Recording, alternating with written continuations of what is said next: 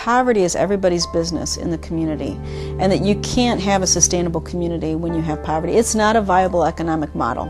It doesn't work for anybody.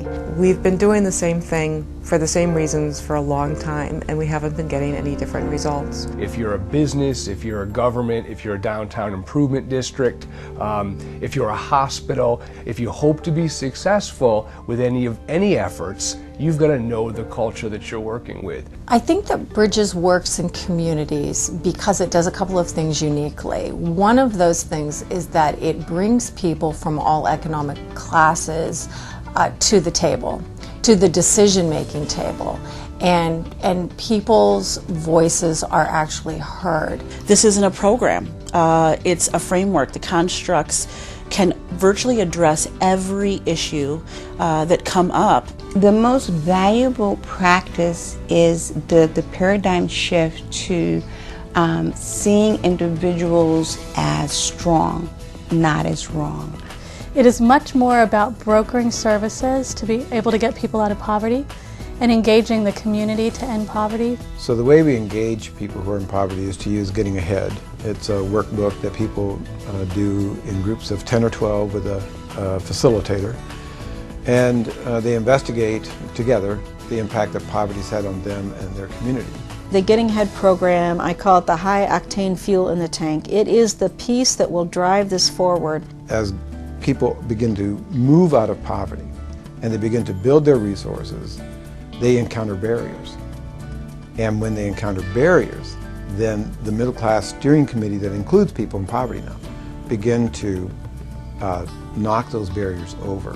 Since completing Getting Ahead, the thing that is most different for me is that I now have people I can depend on. I have role models, and I have friends, I have mentors, and they help give me the strength and courage I need to continue in my path to self-sufficiency. I had a bad criminal past. I was homeless. I'm no longer homeless. I've gotten a job. My stability's a lot better. I have gained custody of one of my children, my oldest boy, so he's living with me now, and everything's been going great since. The end goal is sustainability. And then the resources that Bridges has, those become the stepping stones to sustainability. It's measurable, it has very clear paradigms, it's well researched. Our hospital, Fletcher Allen Healthcare, is the largest employer in the state of Vermont. Within their environmental services department, which is about 200 employees, they had a 40% annual turnover rate, and approximately 50% of that was happening in the first 90 days.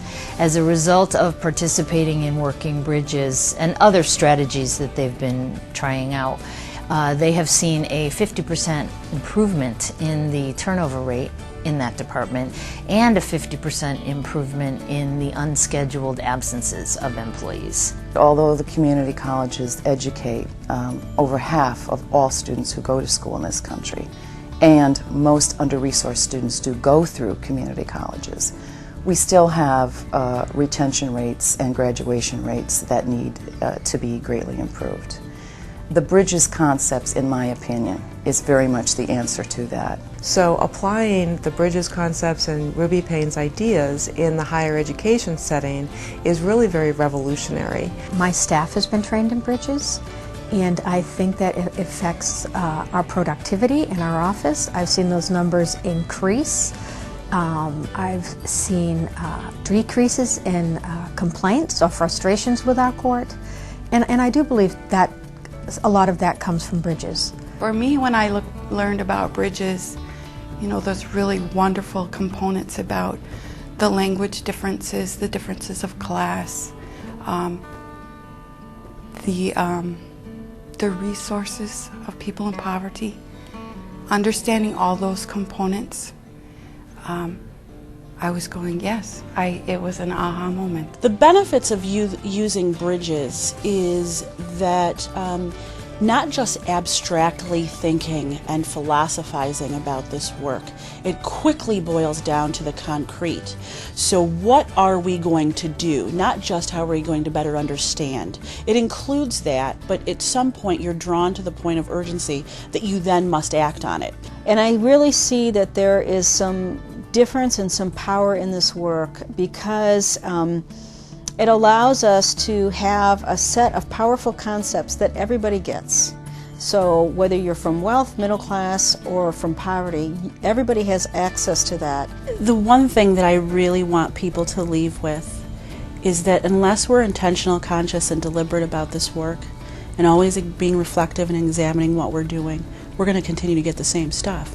And if you have bridges, that idea of never being able to go back and see things the same way, it means it's the catalyst to keep us moving forward, and that will help everyone. And that's the thing that I think is invaluable about this work.